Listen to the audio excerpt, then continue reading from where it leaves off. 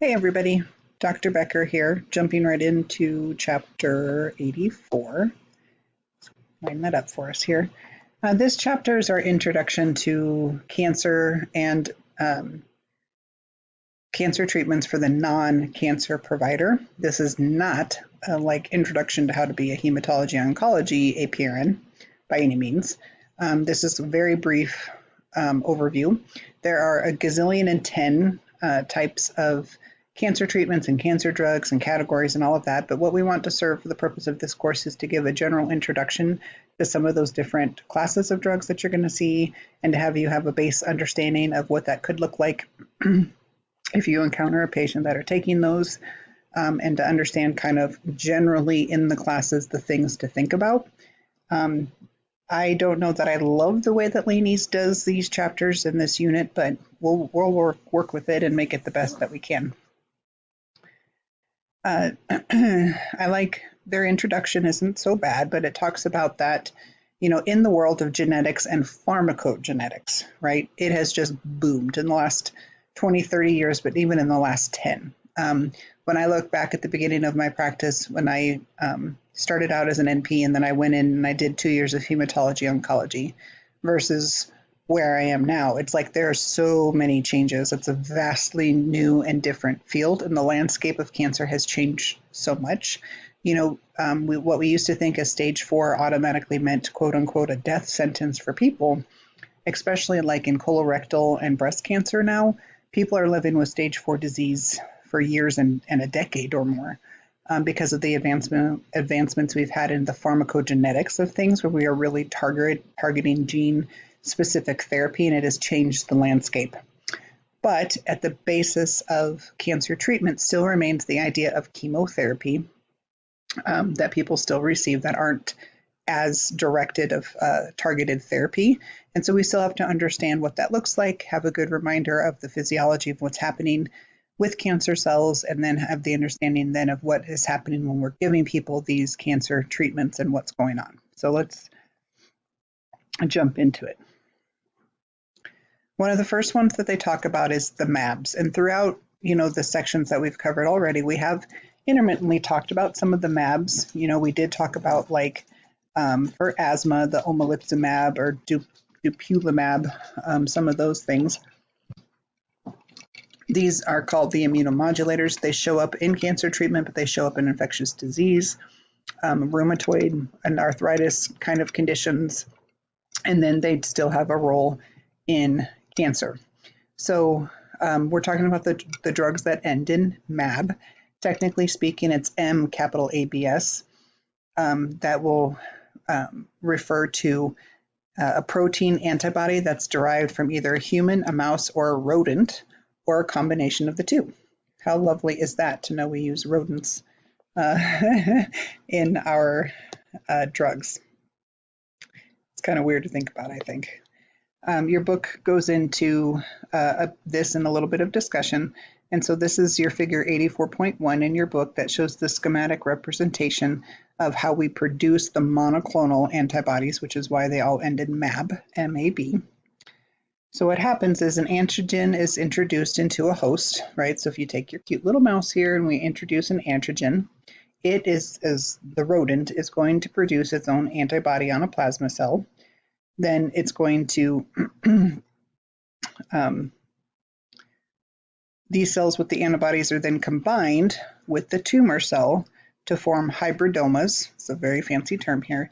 And then they divide without restriction. And this is how you end up having the production of the desired antibody with endless supply of these monoclonal antibodies that then we, for lack of a better word, harvest to have to use in the human body. Once these cells divide enough to make enough copies, we then are able to isolate this to make a drug. The MABs work at the site of the cell membrane receptors, and they target specific antigens. So just like antibodies, the MABs activate our body's natural immune response, right? So we talked about now the antibody is now there to have our immune response to the antigen or to the cancer cell or to whatever that may be. So that is the kind of where the MABs come from and how they're created. The drugs specifically that we're going to talk about in this chapter include the newer drugs for asthma and C. diff and prevention of headache. And then later on, we talk about like rheumatoid arthritis and some of those other things. So jumping right into, leave you a blank slide here, into omalizumab. We're going to jump right into that one and talk about it. So this one's called Xolair, so you may have seen the commercials for that. It was the first MAB approved for the treatment of allergy-related asthma. It's also being used off-label for the treatment of like severe refractory allergic rhinitis. So omalizumab is going to work by combining with a free immunoglobulin, IgE, and thereby it reduces the available IgE to bind to receptors on the surface of mast cells.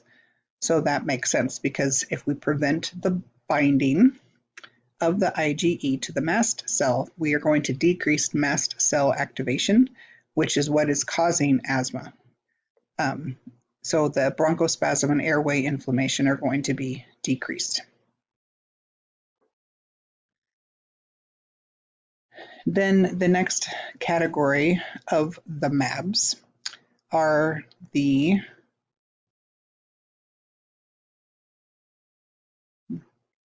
interleukin antagonists. And so these are ones like mepolizumab, benralizumab, those ones. The names, the trade names we may have heard of, I'm familiar with Fasenra or Sinclair. And these are approved for the treatment of specifically of eosinophilic asthma. And so these drugs work in a different way. Instead of binding with the free IgE, these drugs bind to the interleukin 5, which is what is responsible for the functioning and survival of eosinophils. So if we block this, we're going to decrease airway inflammation and bronchial hyperreactivity. The next one they talk about is dupilumab, which is Dupixent. And that is another one that we see on TV a lot for treatment of eosinophilic asthma. It differs a little bit is that it works specifically on the interleukin 4 and 13, so it's kind of nuanced a little bit differently. But those are the monoclonal antibodies for asthma. Okay, so we have Xolair, which works on the IgE, which is omalizumab. And then we have the other classes which are working on the interleukins, which work on the eosinophils. Okay, next slide I created for you here is the monoclonal antibodies for infectious disease, the two that they talk about. Number one is the bezlotoxumab, which is in Zinplava. It's used in patients who have C. difficile that are at high risk for recurrence. This is a human-derived MAB that binds specifically to the C. difficile toxin B, and it's going to reduce the recurrence in adults. But it lacks antimicrobial properties. So it's not the treatment of C. diff so much as preventing the recurrence, right? Because we're increasing the available, almost like memory cells that will be available, so that if they're exposed to the C. diff again, they don't get it as easily. The next one is Aimovig, which we see on TV, which is erinumab, and that's the first FDA-approved drug for the prevention of migraine headaches. It's thought that the calcitonin gene-related peptide, which is CGRP, plays the role in the promotion of headaches by promoting vasodilation and the release of these inflammatory neuropeptides. So if the plasma levels of the CGRP rise during a migraine attack, then they figure if we give this drug, we block the receptors for that. So we give it preventively, which is huge. If you have patients that are truly disabled by frequent recurring migraines, this drug is probably miraculous to them because it really significantly reduces the amount of migraines that they have.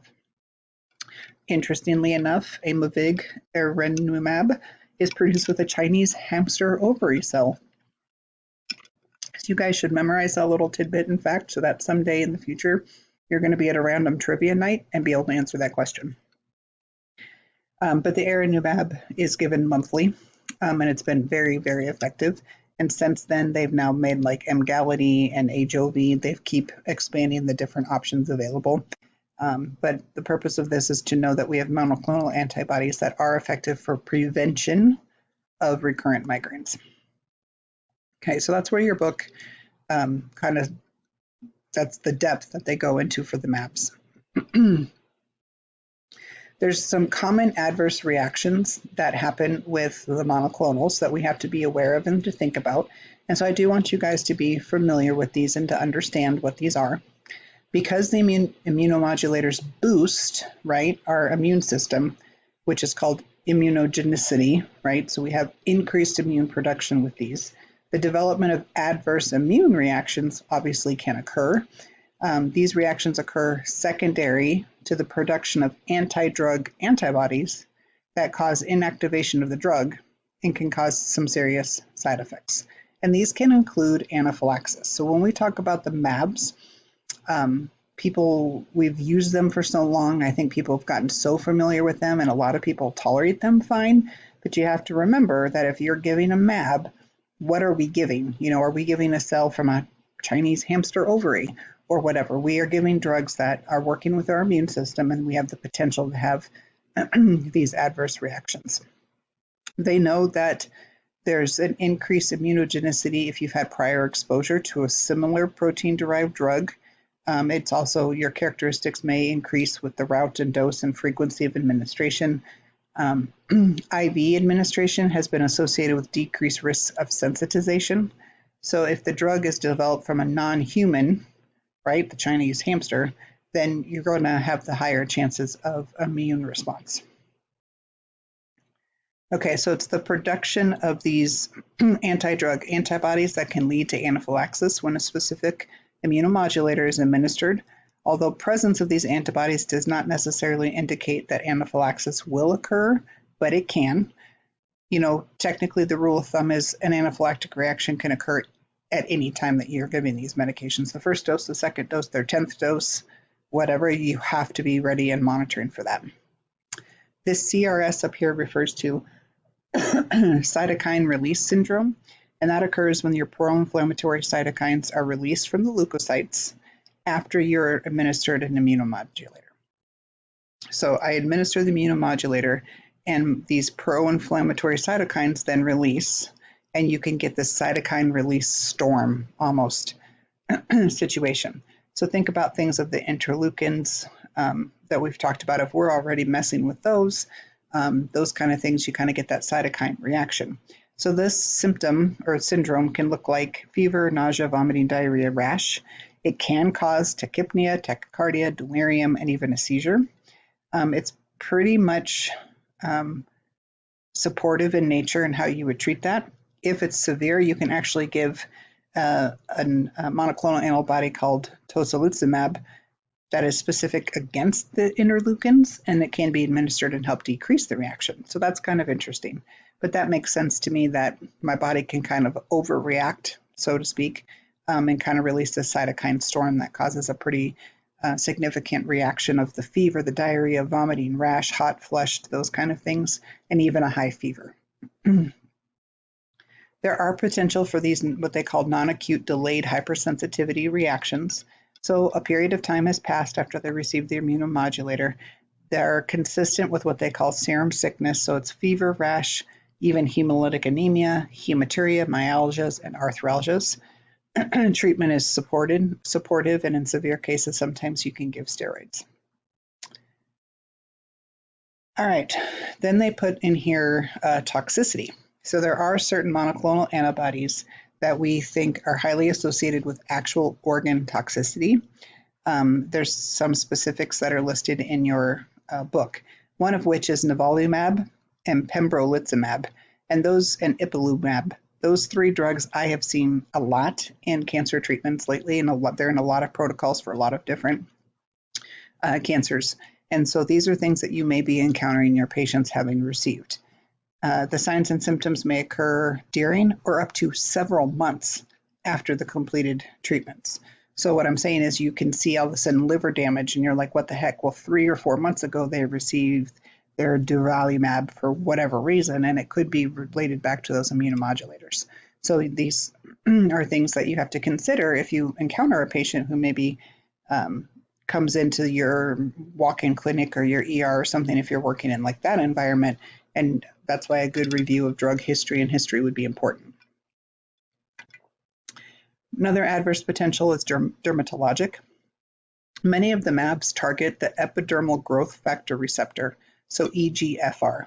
As evident by its name, EGFR is expressed in our skin epithelial cells, and the EGFR regulates the differentiation and the migration of keratinocytes to the skin surface. Okay, so if it targets that, so it's targeting the growth factor that regulates the differentiation and migration of keratinocytes to the skin surface. So if we block that, that can lead to some serious skin issues. It's like skin dysregulation. So you can get skin fissures, acneiform rash, pruritus, and xerosis, really dry skin. So when we think dermatologic, these are like pretty significant dermatologic changes for people. That although maybe they don't have organ toxicity, they're things that can be very much a decreased quality of life. They can be painful, they can itch, and they can make people nutty. So it is something that you may see as well. The other issue is that now we've ruined a patient who's probably has cancer or some other condition that makes them more immunocompromised. Now they get this skin reaction, and what we've done is we've now compromised our skin's first line of defense, right? So that makes sense. If now I've broken down their skin and they've got fissures and pustules or whatever, now I've opened up their skin and they're at high risk for getting skin infections, specifically herpes or Staph aureus. So it's really important that even though, oh, they just got a rash, well, not really. These are really serious things we have to take seriously. And so skin care when you're receiving mAbs is something that is a point of education for your patients. All patients should have sun protection. They talk about the different emollients and different skin care and moisturizers that you should be. If they come in and they've just developed like a minor beginning part of a rash, but they've been on a mAb, it's something that you have to take pretty seriously. Consideration of like topical steroids, even topical antibiotics or retinoids if it's more of the acne form. I mean, it's something that should be addressed. So it may be if you encounter a patient in a walk-in clinic and they're like, I take this drug and it's a mAb, and you're like, oh, this looks like you're beginning to have some dermatologic issues. Here are some topical steroids for now. Here's some ideas of how to keep your skin clean and dry, and it's a Saturday, but on Monday you need to call your doctor and get in because you may need topical antibiotics. You're going to need close follow-up. The next possible adverse reaction is going to be our gastrointestinal. Surprise, surprise, not at all. There's some of them that have diarrhea to be almost expected. Like most people that take this drug will get diarrhea. But there's also severe cases that can be pretty bad that actually lead to colitis. And so sometimes it is something that these people cannot take their drug any longer because they have such severe colitis or diarrhea that they can't tolerate the drug anymore. And then, of course, hepatic. That is something of all the organ damage that you're thinking about, like target organ damage. Think liver when you're thinking the mAbs. It's not the only, but it's probably the most common is hepatotoxicity. And that's been witnessed with all of the mAbs, even up to 6 weeks after therapy. The drug-induced liver damage occurs as a result of our immune-mediated hepatocyte necrosis and damage of our biliary tree. So we have to watch those liver enzymes, or our LFTs. The liver enzymes can reach up to 5 times that of normal. And this is of a greater concern if you also are seeing a rise concurrently with your bilirubin. So between those two, if you have someone who's been on a mAb and they are having trending upward LFTs and trending up bilirubins, that's much more of concern for a true hepatotoxicity than LFTs alone. Now, it's not to say that the LFTs alone are something that we won't pay attention to, but the two together are definitely something of greater concern that we've probably damaged that liver in some way, shape, or form. Oftentimes, the good news is that cessation of the drug oftentimes will allow the liver to heal, and serious permanent things is uncommon. But if people aren't monitoring for it and you continue to give them the drug, that's when they can get into liver failure and be at risk for death. So the close monitoring is very important. All right, the next kind of immunomodulator that we talked. So we've talked about the MABs, monoclonal antibodies. Now we're going to talk about the NIBs, NIBS. And these are the tyrosine kinase inhibitors. TKI is also, I've seen it referred to as that, but all of these drugs end in NIBs. The NIBs work intracellularly by blocking tyrosine kinase that send the growth signals. So if the cell cannot send the growth signal, it cannot grow or divide. So this is really helpful as a cancer treatment, right? Because if I've now shut off its ability to reproduce, I'm treating cancer pretty darn well. NIBs are synthetically created in labs and are available in oral forms, which is really nice. So these are not rodent ones. The NIBs don't have the rodents. These are all synthetic drugs, and they're nice because they can be taken daily as drugs for the patients by mouth. Right now, we have them for a bunch of different kinds of cancers and malignancies, and there's over 30 or 40 of them now. Okay, when you go up to your table 84.1 in your book, it's really nice because they show the differences in immunotherapies here. And so, it says that the NIBs work inside the cell. They block the tyrosine that signals cell growth. They can be given orally, and they're commonly used for X, Y, and Z. That's a good table to have in your book to kind of be aware of an easy reference. When we talk about the different possible adverse reactions for the NIBs, if you wanted to make a new slide for this, many of the NIBs target, again, that epithelial growth factor receptor. So the mechanism for dermatology toxicity is the same as the MABs.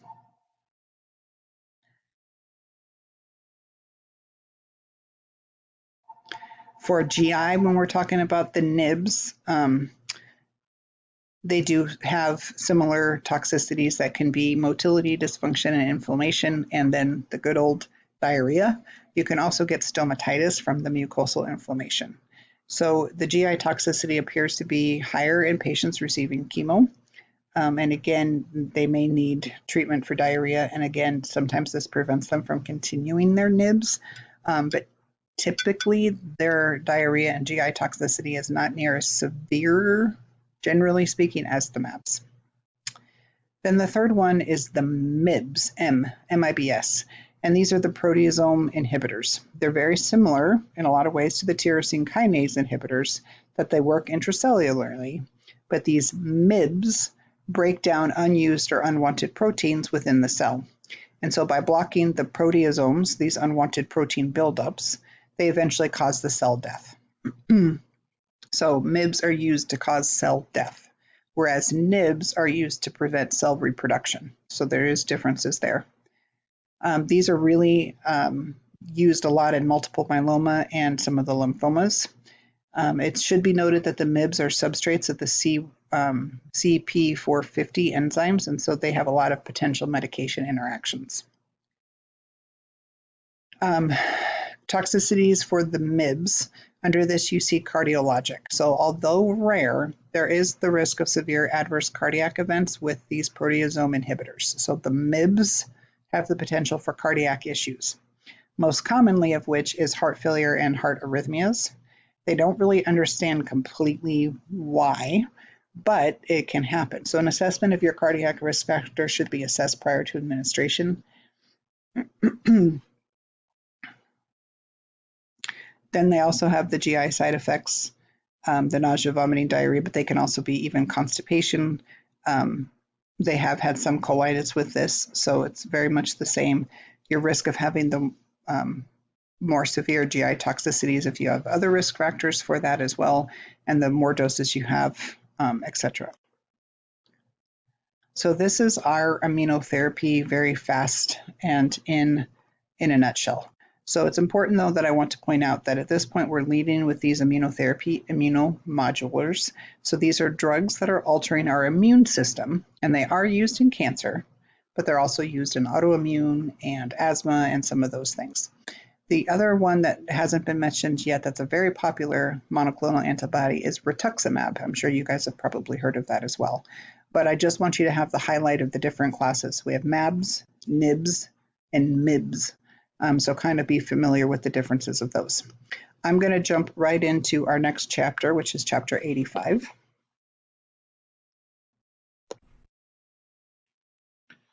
So we're going to combine these two chapters, even though chapter 85 is a little longer. Again, remember, this is anti-cancer drugs for the non-specialist. So in other words, many of us as advanced practice providers, APRNs, or if we're going to be NPs or CNSs, we don't typically manage our cancer care of patients unless we belong to HEMONC, but you are going to encounter patients that you're caring for in the hospital or other settings that are part or cancer patients that are receiving treatments. We have to understand what's going on in their care. So how do we support the care of patients receiving anti-cancer drugs? Well, that starts with really understanding what's happening in the body. This chapter goes into some of the cellular components of what's happening when you give chemotherapies and those kind of things. It's a pretty good review. And I do think it's worth it to review it at this stage to kind of make sure we have that more in-depth understanding and bring it to our forefront and refresh our minds.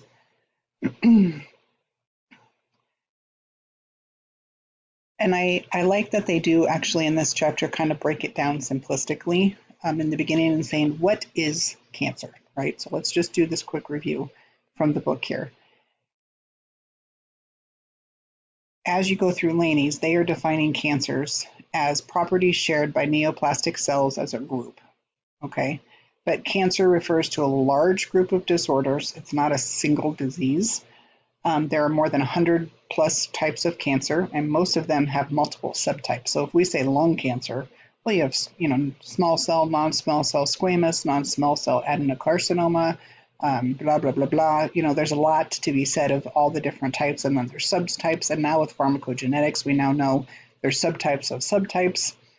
So these various forms of cancer have a different clinical presentation. They have different levels of aggressiveness. They have different prognoses. So the treatment is individualized on the basis of the specific biology of the cells involved, okay? So we're going to start with talking about, in general, the characteristics of cancer cells. So neoplastic cells, what are they doing? Let's go back to the biology of what is happening in cancer when you have cancer cells.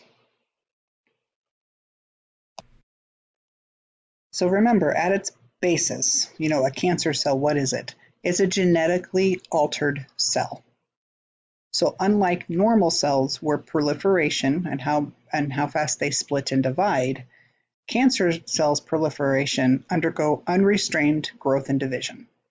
Our normal cells that we have are very regulated of cellular action and function, and when they're scheduled to die, all of those things is a very regulated system within our body.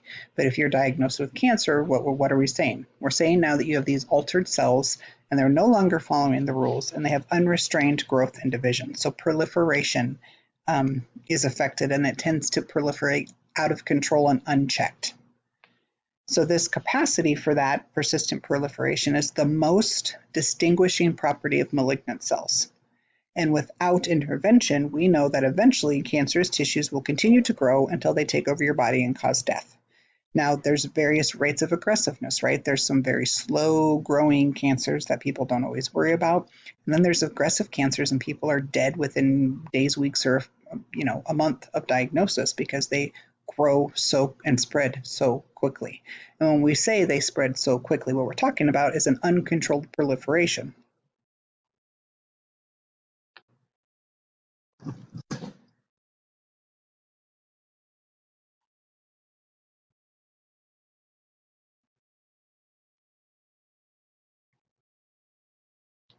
It is, for many years, we thought that cancer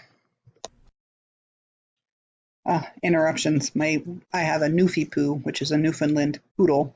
It's a huge puppy, and he always wants to cuddle up and sleep with me. And he was sleeping next to me as I'm recording this and had a nightmare, woke up and knocked everything over. So let me back up a second. That got me a little off. The important point to remember is, yes, they have uncontrolled proliferation, but that does not mean that they're always necessarily growing faster than normal cells. It's that the relentless growth of your tumors is because malignant cells are unresponsive to the feedback mechanisms that regulate cellular proliferation in healthy tissues, right? So we have stop genes, we have don't grow anymore genes, and we have genes that say the cell's no longer functioning well, schedule it to die. So like apoptosis. So the trouble is that they're rapidly sometimes growing, but even if it's not necessarily rapidly, their growth is unrestricted because they don't respond to our mechanisms we have in place. The next kind of characteristic of neoplastic cells, so we talked about persistent proliferation, kind of unchecked, uncontrolled growth. The second one is invasive growth. Okay, and this sounds like duh, Sarah, but if you think about it, this is a very unique characteristic. Our normal cells are not going to invade the other normal cells of our body. They remain segregated from each other.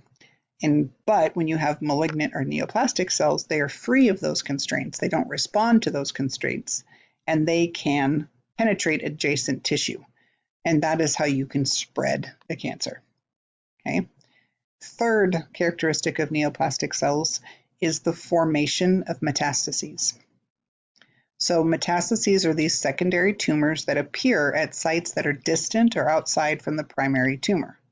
Metastases result from the unique ability then of these neoplastic cells to break away from their sites of origin, migrate to other parts of the body through the lymphatic and circulatory system, and then re-implant to form a new tumor. Okay, so that we know what metastasis is, I know, but to think about it that way, this is a characteristic of a neoplasm or a cancer cell, is that they can travel and go set up a new community in a different zip code. And that is very different than typical cells. And the reason we point these out is because if we understand these characteristics, then we can understand how sometimes we can gear interventions or drugs to help address these characteristics that make cancer potentially deadly. Okay. The fourth one then is immortality.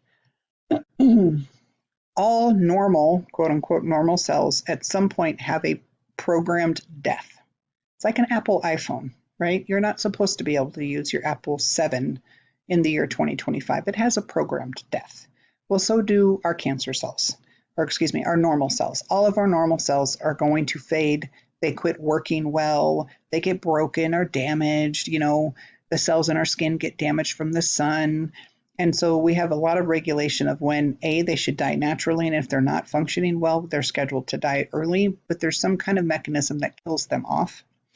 But in cancer cells, neoplastic cells, malignancy, that is gone. So cancer cells can undergo endless divisions. The reason for this difference is telomerase. Telomerase, not sure how you actually say that. I've always said it telomerase, because that's an enzyme that's active in most cancers and expressed only rarely in a normal cell. But the telomerase permits repeated division by preserving telomeres, the DNA protein caps found on all of the ends of the chromosomes. So in normal cells, when they divide and differentiate, their telomeres become progressively shorter, right? So it's kind of like, building block of like 5 or 6 stacks.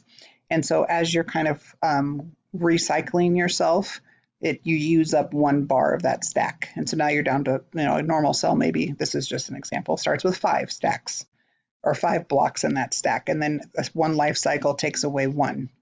And now you're down to 4. And the next life cycle takes away, now you're 3, then 2, then 1. And so when you go through that last building block, that's your signal now to die. Like we know your life of the cell has been done. So the problem with once those in our normal cells, once we get down to those low telomeres, we're done. Like you're just done. The cell's going to die. But in cancer cells and neoplastic cells, the telomerase continually adds back their lost pieces and preserves and extends that stack inevitably, and they just keep going. Well, this is really neat in some ways that we understand why that happens, because again, a lot of things then are targeting that portion of the cancer process. It's like if we can churn off that telomerase chain, then maybe we could help kill off cancer cells. So it's really important that we understand these characteristics. So it's persistent proliferation, invasive growth, formation of metastases, and the immortality of the neoplastic cells. The next thing to remember is that the abnormal behavior of cancer cells comes from alterations in their DNA. So when a cell becomes cancerous, that malignant transformation results from a combination of activating oncogenes, which are cancer-causing genes, and then they're inactivating tumor suppression genes.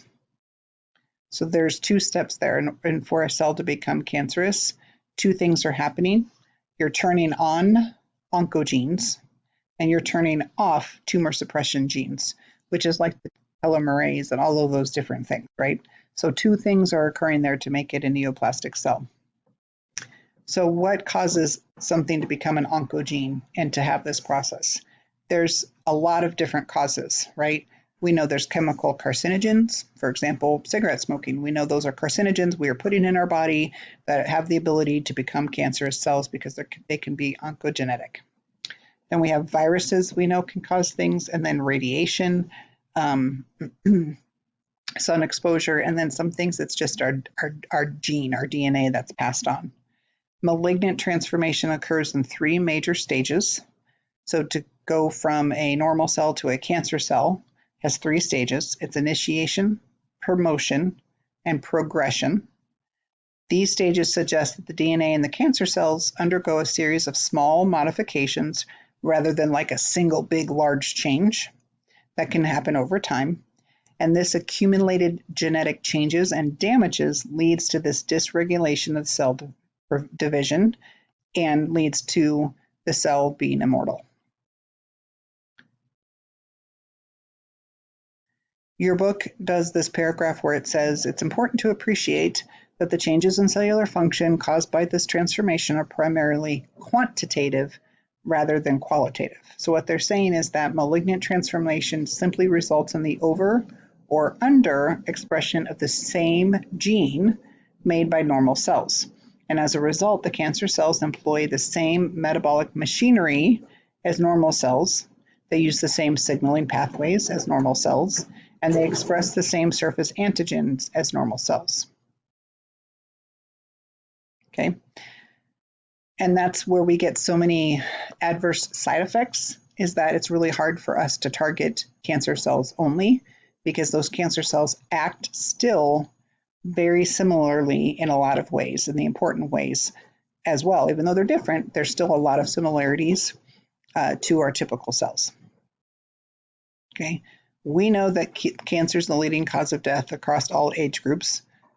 Your book does give you a nice little table from 2018 that shows the most deadly types of cancers and the list of that.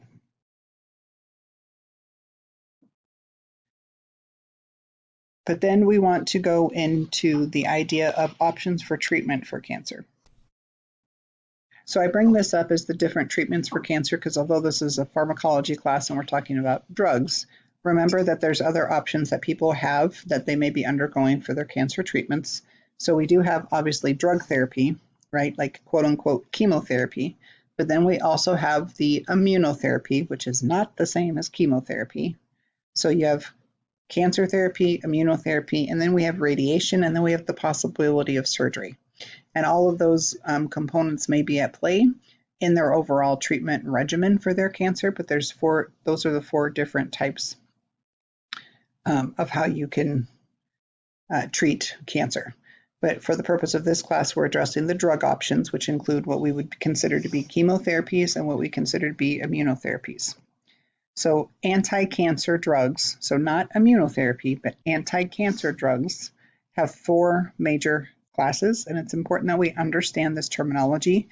Lay people or people outside of the cancer specialty tend to interchange some of these things for the purpose of us simple people that are not in hematology oncology.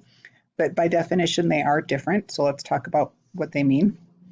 When we talk about anti-cancer drugs, we have cytotoxic agents, hormones, biologic response modifiers, and targeted drugs. Okay. Cytotoxic agents are drugs that kill the cells directly, and these are the ones we typically think of as quote unquote chemotherapy. They are the most oftenly used treatments for cancer in general. Many people at some point in their treatment of their cancer, depending on stage and type, are going to undergo some kind of quote unquote chemotherapy or a cytotoxic drug involved in their regimen that is given specifically to kill the cell directly. Obviously, hormones and hormone antagonists, we're messing with the hormone receptors. The biologic response modifiers are the ones that we refer to as our immunomodulators or immune therapy. And then we have also targeted drugs that are the drugs that bind with specific molecules that promote cancer growth. So we say, well, they're undergoing cancer treatment, they're on chemo. Well, no, maybe they're on an immunomodulator and maybe they're on a targeted drug. They're not actually getting chemotherapy. They're not receiving cells that are killing the cells directly.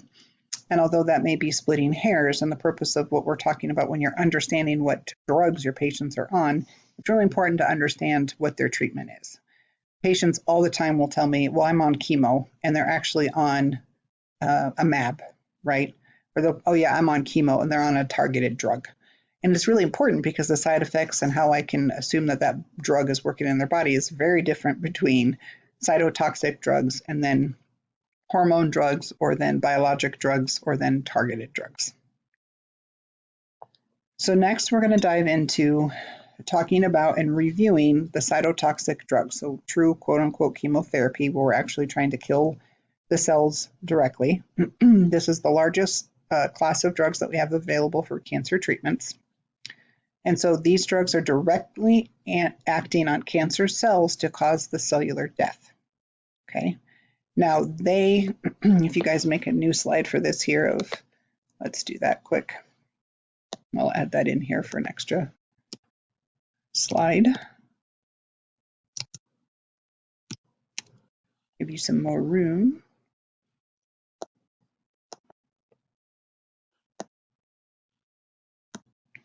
So these cytotoxic drugs then now even get even more technical because they now go into 8 subtypes of drugs.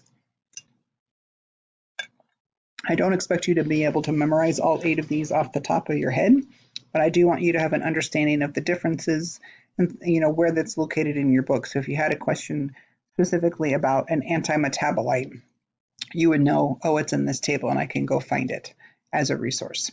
So the 8 different categories are alkylating agents, platinum compounds, antimetabolites, hypomethylating, anti-tumor antibiotic, mitotic inhibitor, topoisomerase inhibitor, and then they have a lovely category called miscellaneous.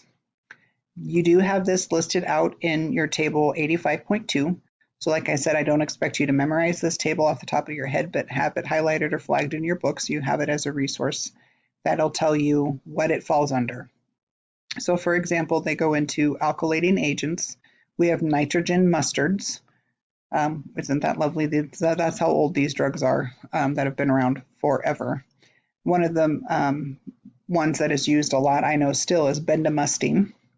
And so the trade name is Treanda, and then it tells you that where the cell cycle phase is, its route, and its dose-limiting toxicity. So even under the alkylating agents, you also have the nitrogen mustards versus the nitrosoureas, which is carbamazepine, and then others, which is like bisulfin, which I've seen a lot as well. Then the platinum compounds are there, the antimetabolites. Under the antimetabolites, we have the folic acid analogs, which I want you to remember and understand, because that's where methotrexate lives, as well as pemetrexed. Those 2 drugs are very common in a lot of regimens that you may see still in practice today, and it's really important. And if you remember that they're an antimetabolite folic acid analog, it's going to help you remember that folic acid is an issue. So if you have someone that presents with drug on their list as pemetrexed or methotrexate, you have to, in your mind, think those are folic acid analogs, and I have to worry about folic acid. So sometimes when people come in the hospital and you see their list of like vitamins, they're on vitamin B12, they take vitamin C, they take folic acid, they take vitamin D, and we tend to sometimes be like, we'll just stop all their vitamins. If you see somebody that's on an antimetabolite folic acid analog, don't quit giving them their folic acid. They need that. So methotrexate, pemetrexed, there's a third drug in here that I've not seen a lot in practice, but it's listed as well. Then you have your pyrimidine analogs, and these are also very common drugs that you may see. Capecitabine and fluorouracil are the ones, and as well as gemcitabine are the ones that I see a lot in practice. And if you see those, I want you to remember how those go together, because those are pretty potent drugs with potential for a lot of side effects. Next is your purine analogs. Fludarabine and clofarabine are ones that I've seen a lot as well. Then your hypomethylating agents are there. Decitabine and azacitidine, and these are pretty much ones that you use only for bone marrow suppression or myelodysplastic type situations. Then you have your anti-tumor antibiotics like your anthracyclines, and these are ones that you would want to know, and we'll talk more kind of how these are. So going through these bit by bit, it does help see it in this big, long table. So in order to kind of understand what they're calling in this chart, at the top there, the third row in, they specifically say, where does this drug work in cell cycle phase specificity? So let's review this. Let's really go back in the day to our chemistry class from a long time ago for a lot of us, me especially, and talk a little bit about the cell cycle. So we'll review the cell cycle so it makes sense to you when you hear where do these drugs work within the cell cycle. So these cytotoxic drugs are directly trying to kill the cell, and so usually they interrupt the cell cycle in some way. And so how to do that is they disrupt the synthesis of DNA or its precursors at some point. Some agents act specifically to block mitosis. One drug disrupts the synthesis of proteins. Others disrupt processes that are carried out exclusively by cells that are only undergoing replication, and that's when they target them to kill them. So as a result, cytotoxic drugs are most toxic to tissues that have a high growth fraction. So highly proliferating cells, like your GI tract is highly proliferating cells in our body, but so is cancer cells. Remember, because they're not responding to those checkpoints to stop dividing.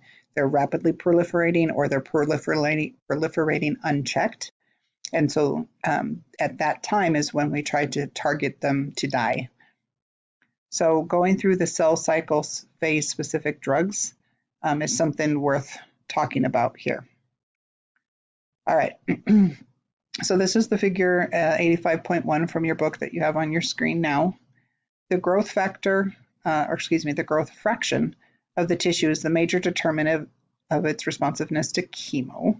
So we have to understand that. Okay, so let's break this down. The cell cycle is a sequence of events that a cell goes through from one mitotic division to the next, right? So what are we saying? How does a cell reproduce itself? Through mitosis. So in order to do that, it goes through these steps.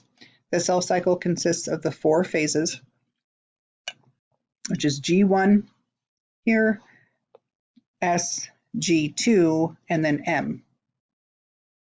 The length of this is different. These size segments are different, which help us kind of represent the time that the cell spends in most. So obviously G1 is the biggest, and that means the cell is in this state the longest, then S, then G, and by the time it gets to M, this is a very short phase. And at the very end of M is where we call G0, that moment before G1 would start again. For the purpose of what we're talking about here, we can imagine the cycle begins with the G1, the phase in which the cell prepares to make DNA. The S phase is the phase in which the DNA synthesis actually takes place. The cell, or the G2 phase, is when they're preparing for mitosis and cell division, which is M, which is mitosis. So once you have mitosis finished, at G0, this is very important here, at G0, you now are going to have 2 daughter cells, right? Because this cell has split mitosis, it's split in two. So now those two daughter cells have two options. They can enter into G1 and repeat the cycle, or they can go into this kind of G0. Cells that are at G0 and choose to go and stay at G0 are mitotically dormant. They do not replicate and they're not active part of the cycle again. Cells that remain in G0 for a long time, it can be just days, weeks, or even years. Under normal conditions, the cells that have been dormant at G0 may leave G0 at any time and resume active participation in the cell cycle. So in any tissue or any cell, some cells are going through the cell cycle where others are resting in G0. The ratio of cells that are in G0 is called the growth fraction. So it's the ratio of, if I have 100, whatever it could be, breast tissue cells, what is my growth fraction? What percentage of those cells are laying dormant versus how much of those cells are actively going through mitosis in the cell cycle? A tissue with a large percentage of proliferating cells and only a few cells in G0 is what we would call a high growth fraction. Okay, so the opposite then is cells that the tissue is made up of mostly dormant G0 cells have a low growth fraction. And that's important because that impacts how they're going to respond to cytotoxic drugs.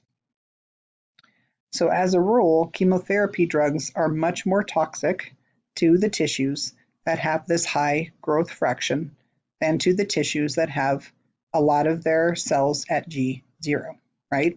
Because in order for us to kill off the replication of this, we have to interrupt the cell cycle somewhere. So if the majority of that tissue in that area is dormant and I give a cytotoxic drug, it ain't going to work very well because there's not a large portion of the cancer drugs that are in this proliferative process. Most cytotoxic agents are more active against proliferating cells than G0. Though these proliferating cells that are going through mitosis are especially sensitive to chemo because the cytotoxic drugs act by disrupting the mitosis or DNA synthesis in like S. Unfortunately, the toxicity of anti-cancer drugs is not restricted to cancers. So that's why we get side effects that can be so severe of our cytotoxic drugs, is because we have other cells in our body that are rapidly undergoing proliferation and thereby are damaged or interrupted because of the cytotoxic agents. The most common cancers, like solid tumors, so think tumors of the breast, lung, prostate, etc., they tend to have a low growth fraction, so chemotherapy alone they're not as responsive to. But cancers that have high growth fractions are things like blood cancers or lymphocytic leukemia, Hodgkin's disease, some testicular cancers. Those drugs respond very well to cytotoxic drugs.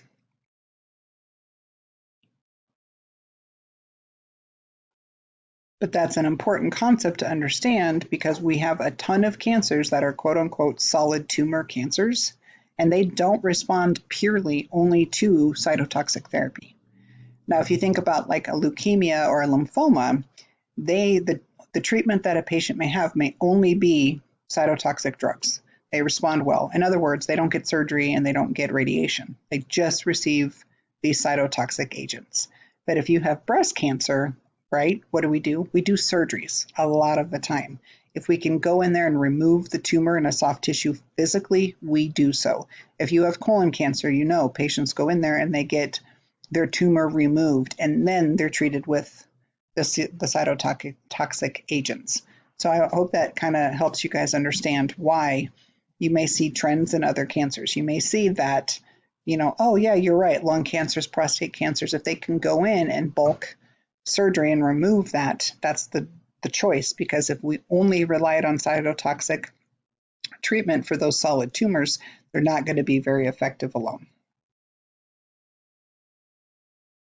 So we have created cell cycle phase specific drugs that are they're toxic only to the cells when they pass through this phase of the cell cycle.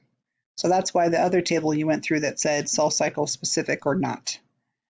One example your book gives is vincristine, which causes mitotic arrest here, and hence it's effective only during M phase. Other agents act by disrupting DNA synthesis, so they're only effective in the S phase, for example.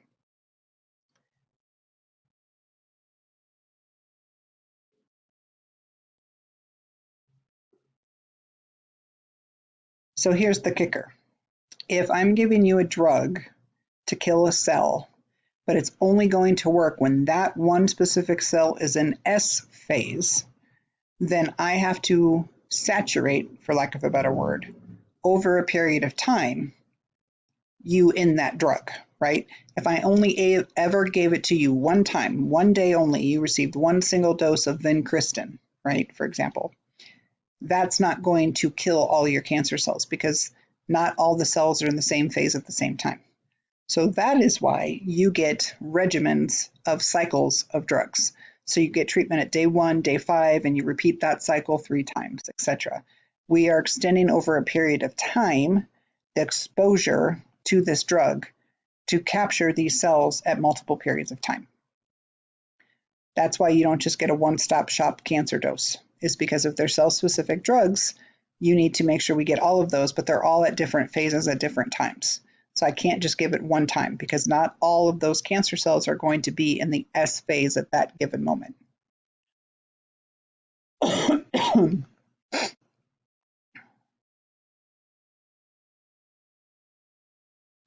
So if you have cell-specific drugs, then those are likely to be schedule-dependent drugs.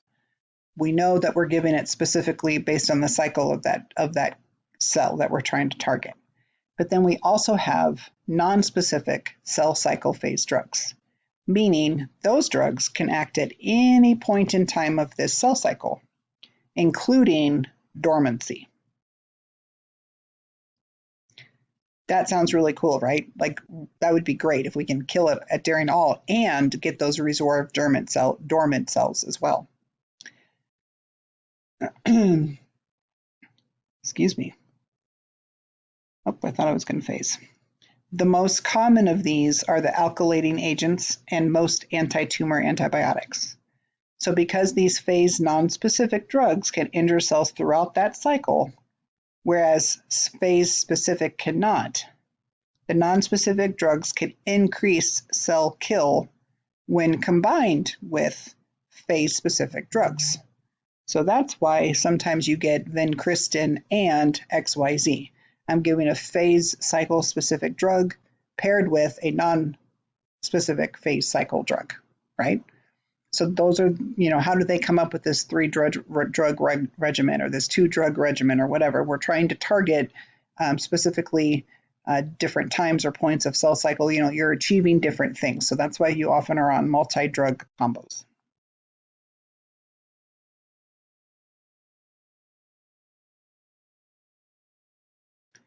As a rule of thumb, though, even though they can affect G0, the nonspecifics, as a rule of thumb, the drugs are still more toxic to the proliferating cells in the cell cycle than in the dormant cells.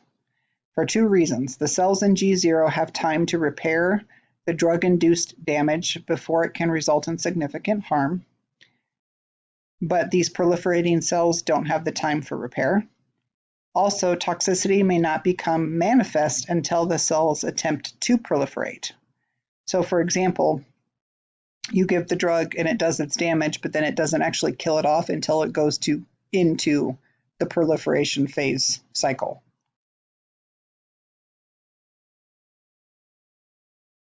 The analogy that your book gives, I think, is great, is that it says, although you have these changes to the lesions or to the cells that can be made at any time. If I give a nonspecific at any time and it's in G0, great, but they're without great effect until the cells attempt to go into proliferation. The example your book gives is this is similar to putting a flat tire on an automobile. The tire can deflate at any time, but the loss of air is only consequential if you're trying to move the car.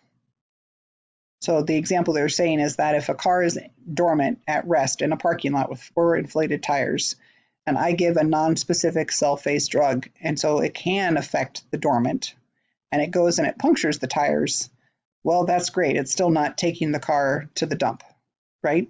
It's not until you go to try to move the car that that intervention now has consequences to it. So that's a good analogy, I think, to help us understand why, even though these sound great, they're not always the most effective because of that dormancy component. Okay, here's the big thing to understand through all of this, really, and why chemotherapy, cytotoxic therapy is so miserable for patients. And that is because it is really hard to not have the toxicity that we are aiming for to give cancer cells. We want that for the cancer cells. It's incredibly difficult to prevent that same toxicity from hitting our normal cells. So toxicity to normal cells is the most and biggest major barrier to successful chemotherapy, right? People have to stop treatments because they can't tolerate the damage we're doing to their normal cells. Injury to the normal cells occurs primarily in tissues where our growth fraction is high. So those are, when we think about growth fraction being high, things that are actively growing and changing and reproducing very constantly. Those are bone marrow. We're constantly making new cells. Our GI epithelium, they're rapidly changing over and sloughing and moving and changing the entire GI tract. Our hair follicles and some of the epithelium of the testes. The other one that I would argue to add there is our skin. We're constantly making new layers of keratinocytes and those things to help replenish our skin. Well, that makes perfect sense then, that when you think about when you've seen traditional patients treated with quote unquote chemo, cytotoxic drugs, what happens to them? They lose their hair. They get nausea, vomiting, diarrhea, upset stomach. They become neutropenic or anemic or thrombocytopenic or pancytopenic, right? We've suppressed their bone marrow completely. And they get rashes or skin lesions, or they get more prone to those things. Well, that makes sense because inadvertently, in our attempt to kill the cancer, we've now also damaged these other highly proliferating cells in these different organs of our body. So the toxicity to the normal cells is typically what is dose limiting. So the dosage cannot exceed an amount that produces the maximally tolerated injury to normal cells. Although very large doses of cytotoxic drugs might be able to produce a cure, those doses cannot be given because they're likely to kill you. So they've studied this in the lab. They know that if I gave extremely high amounts of XYZ drug, I could probably cure their cancer. It will eventually kill all the cancer cells. The problem is we haven't figured out how to only highly kill cancer cells and not the normal tissue. So why, again, to understand why are cytotoxic anti-cancer drugs so harmful to normal tissues? Because these drugs lack selective toxicity. They cannot kill the target cells without also killing other cells in which the target cells are in intimate contact.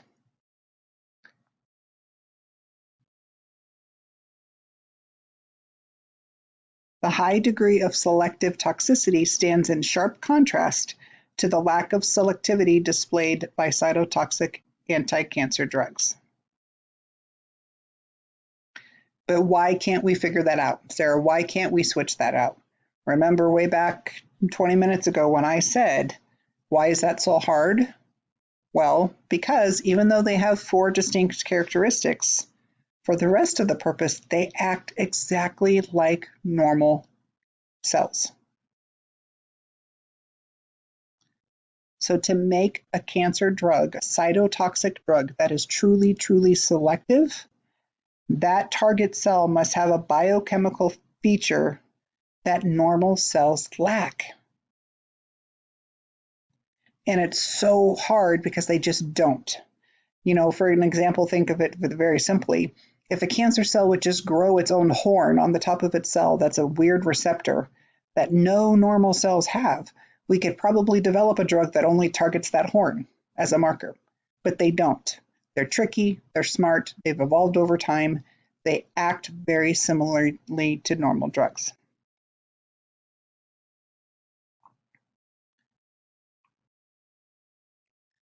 Okay.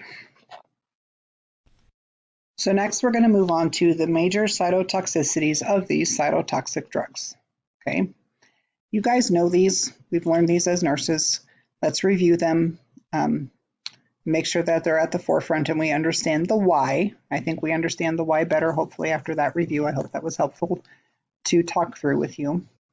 The first one is that bone marrow suppression, right? Because again, our bone marrow is constantly active, constantly kicking out new cells. So the chemotherapy agents tend to be highly toxic to our bone marrow.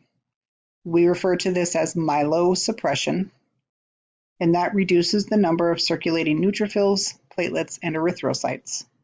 And that is why we can then lead to pancytopenia.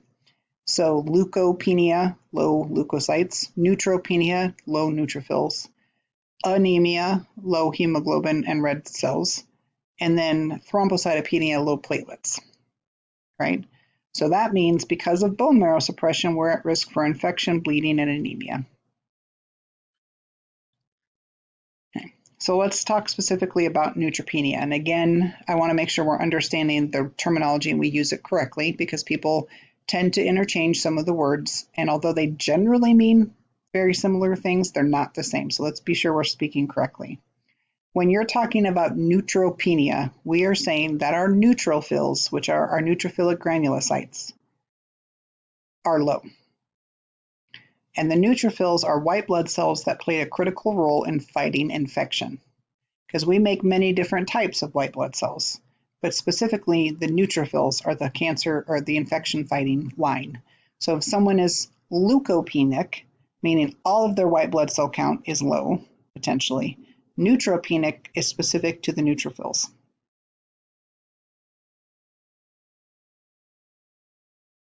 Neutropenia puts you at risk for succumbing to even regular everyday infections that otherwise could not kill you.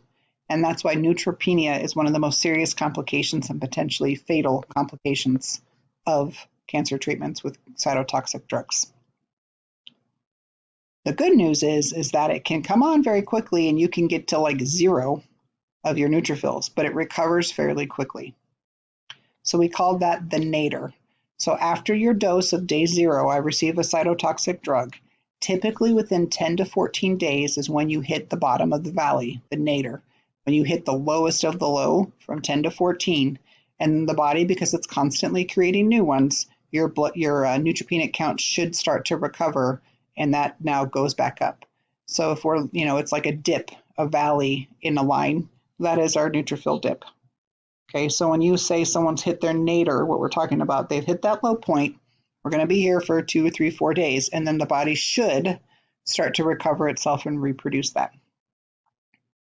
You are at your highest risk of infection during that nadir period.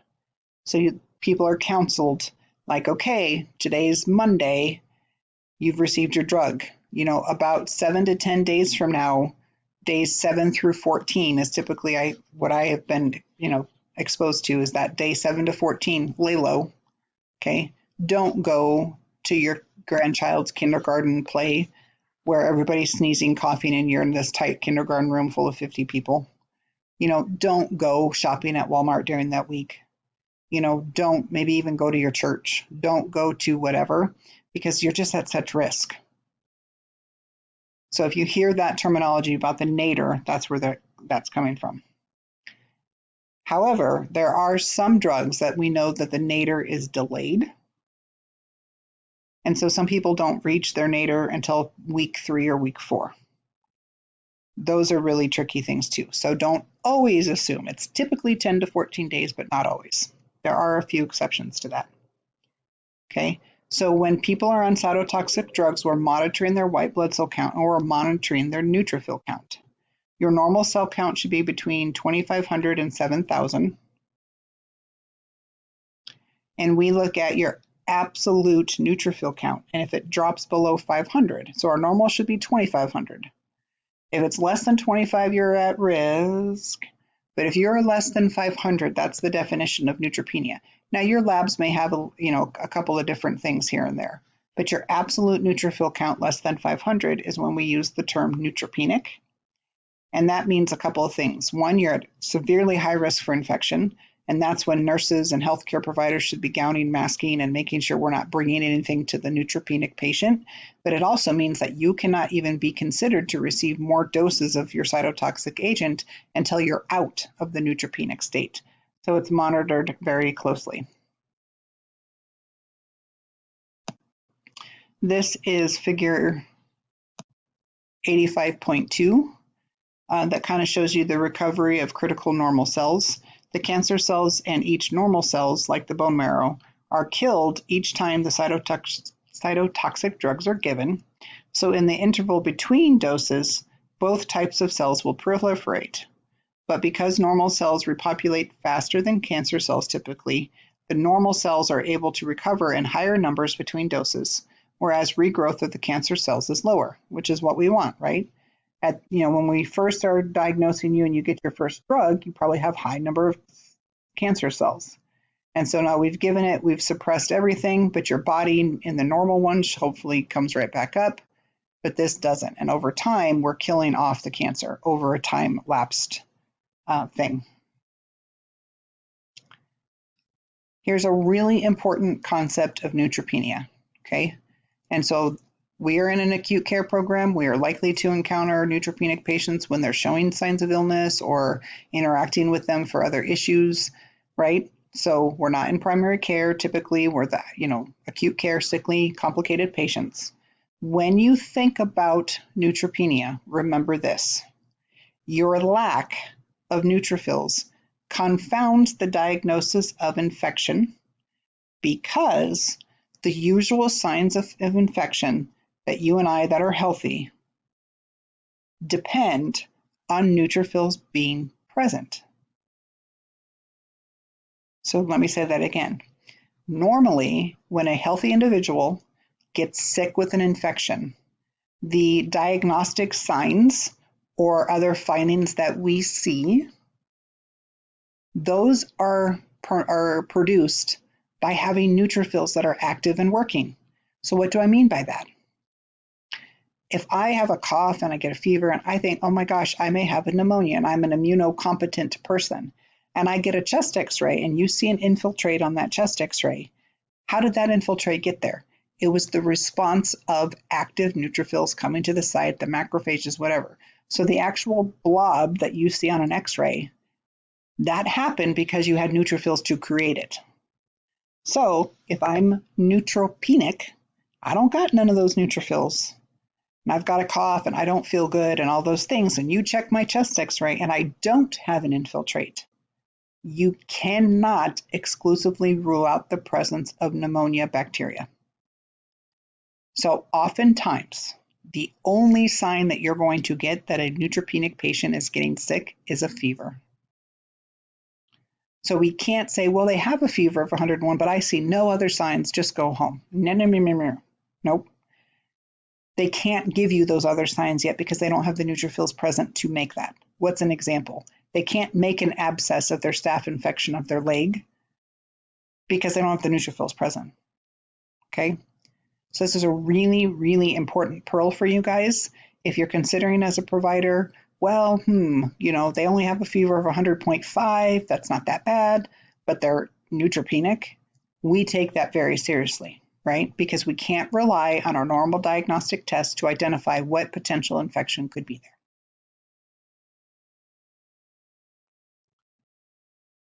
When you're dealing with patients that are going to be neutropenic at some point, their best offense is the best defense, right? They have to defend themselves against infection. That's why I say during those periods of time, yes, you can tell people you have to miss your granddaughter's XYZ because there's 1,000 people there, there's a high flu season coming, etc., right? Because if you expose yourself to that, you have zero defense to keep yourself healthy. And that is really hard for some people to hear. They don't want to hear that. They don't want to miss their family's XYZ celebration. It's a big deal, but they are their best line of defense, right? So they need to know how to be clean, wash their hands, make sure they don't get contaminated food. That's why we don't want fresh flowers, all those things. They have to avoid, to the best that they can, coming into contact with other sick people. Okay. So an example of this that I can tell you is I had a patient that I cared for a lot before she passed away, in and out of the hospital. And her daughter and her grandchildren lived with her, and they had very, very hard socioeconomic status people, and they were all kind of crammed into less. It was 4 kids, the daughter, and then my patient, and they were all crammed into like 1,000 square foot little apartment. Like they were on top of each other, and they had a dog and a cat, and the hygiene wasn't the best, and she was so sick she couldn't keep the house clean, etc. And she didn't want to offend her daughter, and she didn't want to whatever, but the grandchildren were just constantly getting sick. And I had to sit down with her and say, we have to do something different. You cannot, she almost died from a neutropenic infection. And I said, you cannot keep going with these treatments and then not have a safe place to stay when you're there.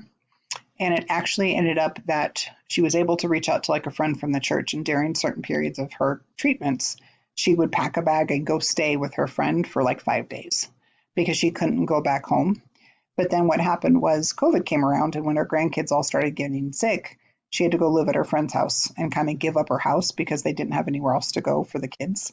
And I'm like, you just cannot be around these children right now that keep bringing in every head cold. They had COVID, all those things. I just share that story because that is a hard ask for people, but it is that important to give up their lifestyle to keep them healthy. Okay, that's my little soapbox there. Thank you for listening. Also remember that our normal flora can now become toxic to us if we don't have our own host defense system. So we have to be really careful as well, because we can even give ourselves like bad oral hygiene. We can give ourselves a dental infection because the normal bacteria in our mouth, when we have an immune system, no big deal. But when we become neutropenic, all of a sudden now we have a problem. This is also why we have neutropenic precautions in the hospital. Here's the next kicker. Because of their inability to be diagnosed as easy, and because they have no defense system, if you have a neutropenic patient with a fever, they are hospitalized almost always, and they're typically started on empiric antibiotics to cover for everything. When that happens, we assume they have an infection until proven otherwise, and they need immediate and vigorous intervention at that point. They get hospitalized, they get drugs. Okay, here's the thing. Part of that immediate and vigorous intervention is culture should be taken, right? So we know this. They come into the ER, they're neutropenic, they have a fever, we draw their labs, we get blood cultures, boom, we get a chest x-ray, we get a urine. Those are the things that we can easily start looking at. Oftentimes, they'll go ahead and send the urine for culture. Because why? Because just because there's not a large amount of neutrophils in the urine doesn't mean that they don't have a UTI, right? So you send things for culture before you treat with drugs. You don't wait for culture results, however, to initiate treatment. They get their broad spectrum antibiotics, okay? And you have to have a drug that covers for the bigger things like Pseudomonas and other gram-negative bacteria. And if they develop sepsis where they're really ill, now they're going to be also on probably an aminoglycoside like gentamicin. Remember what we talked about? Bad news bears. That kind of drug can be just as detrimental to them as helpful, but we have to cover for everything. If they remain febrile, they get the Vanco, right? They get covered for everything because they will die if we don't get on top of it because they don't have an immune system. If they have a virus or a bacterium, it can start to go rampant if we're not on top of things. We do have an option of a treatment for people with neutropenic fever that are colony stimulating factors. Let me rephrase that. You can use the colony stimulating factors even when they're not neutropenic, but you also can, or with a fever, but when they're neutropenic in general. They have filgrastim, pegfilgrastim, and sargramostim. Neupogen, maybe you've heard of those. Those are those drugs. And so what those are trying to do is say, hey, bone marrow, will you go into overdrive and rapidly start producing neutrophils? So they can decrease the incidence, magnitude, and duration of neutropenia. And so there are some drug regimens that Neupogen or these granulocyte colony stimulating factors like filgrastim are given as part of the protocol.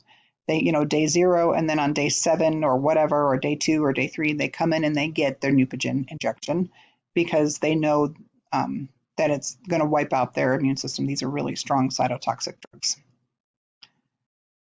All right, so we've covered the neutrophil part. The next part is the thrombocytopenia, okay? So we can have a reduction in our platelets, and therefore we're at risk for serious bleeding. Bleeding from our nose and our gums are relatively common. If you sneeze hard enough and you have seasonal allergies and you're blowing your nose quite a bit, you could get a rampant nosebleed. That makes sense, and you can have the bleeding from brushing your teeth too much can be there. Drugs that promote bleeding, so if they're on aspirin, Plavix, Xarelto, we have to be very careful of monitoring platelet counts and monitoring when they're on those drugs. Because if they're severely thrombocytopenic, like they have no circulating platelets, now to give them an aspirin or to give them a Plavix, for example, could be very detrimental. Stay of treatment for people that have really low platelets is going to be platelet transfusions. They do have some drugs out there that could help stimulate platelet production, but they're still not as widely used or available. Most times people get a pack of platelets. But this means that we have to be really careful what interventions people are getting if they're pancytopenic or thrombocytopenic. So even things like intramuscular injection, if a person's platelet count is 10, if you hit something and you give them that big intramuscular, you could cause a huge hematoma, those kind of things. Even blood pressure cuffs. You don't just sit there and let the machine run 20 times in a row to get a blood pressure because they're going to bruise the crap out of their arm and even a hematoma. So there are people that get so severely thrombocytopenic that we really have to treat them with kid gloves. The next one then we talked about is the anemia. Again, that makes sense. The red cells are reduced. The good news is that because erythrocytes have a longer lifespan than white cells and platelets, the degree of anemia tends to not be as severe. What do I mean by that? You don't typically see, like you can get a white blood cell, a neutrophil count of darn near 0, right? Like they could be completely wiped out. You can see platelet counts down at 4, 1, 3. I mean, completely wiped out of platelets. The good news is, though, for erythrocytes, they have a longer half-life. They live 90 to 120 days. So you often have varying degrees of that shelf life so that when you do give the cytotoxic drugs, they get anemic, but they tend to maybe stay 6, 7, 8. In other words, you're not going to likely see someone with a hemoglobin of 2 just from their cytotoxic drug typically because we're monitoring their counts regularly enough that it would take a lot of drugs being unmonitored or a lot of doses of that drug that you don't follow up on before you're going to get that anemic typically, unless they've developed some kind of bleeding. And again, this mainstay of treatment for that is typically blood transfusions, which we have to be very careful about as well. But then we also have the option of like erythropoietin to stimulate the red blood cell production by the bone marrow. But the problem with erythropoietin is that it's not, we cannot use it in leukemias or other myeloid malignancies, so you can't give that to someone who's got like leukemia or lymphoma.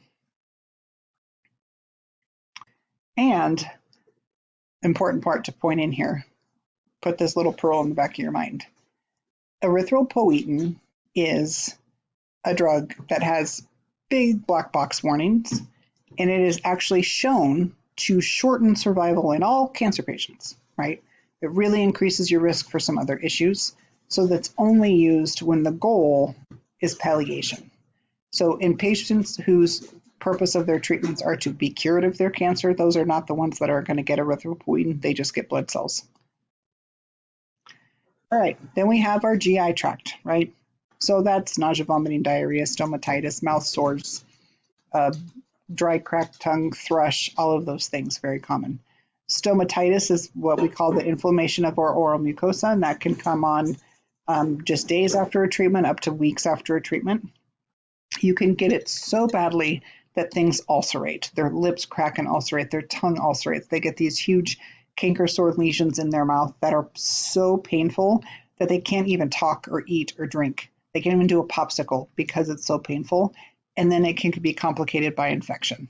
I mean, what a thing to like have be in good health and want to fight this cancer and then get totally waylaid because you get this huge sore in your mouth that gets a secondary infection. You stop eating, you stop drinking, you lose weight. Now all of a sudden XYZ and you just go down the drain. So really good examination of the oral cavity is critical in all patients really, but especially in patients on cancer drugs, right? This is when, and you'll learn this next semester in health assessment when we talk about that, but these are the people you're really getting in there and you're pulling back their lips and their gums and you're looking at their teeth and their dental caries and what their throat looks like, what the palate looks like, all of it, because you don't want to miss the early signs of stomatitis. And we teach the patients they have to have really good hygiene and a bland diet, but oftentimes they need to be on like nystatin for thrush and some of those things, or some of the mouthwashes, magic mouthwashes with things like diphenhydramine, lidocaine, and Maalox to help keep it clean and comforted so that they can eat and drink. Because if they get dehydrated because they're not eating and drinking because of their mouth sores, then they can't get their next drug round because their performance status is too poor and they can't get their next dose.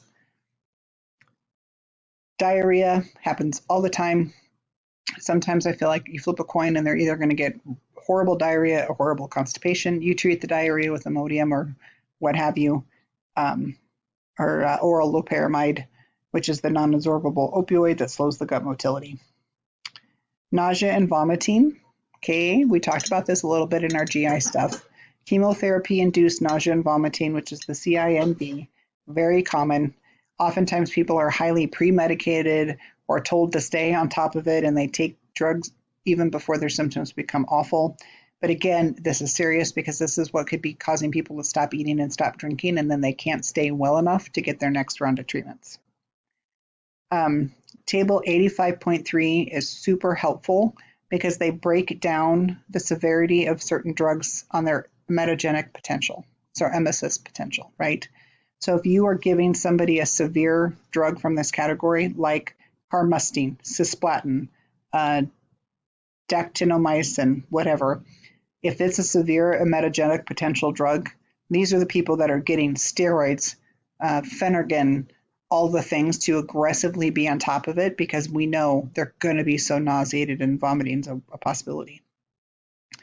We like the drugs that go down to minimal, like rituximab. It's an immunotherapy drug and it has very little nausea and vomiting associated with it. And then we have moderate and low. But definitely drugs that fall into the severe category have to be very aggressively treated proactively.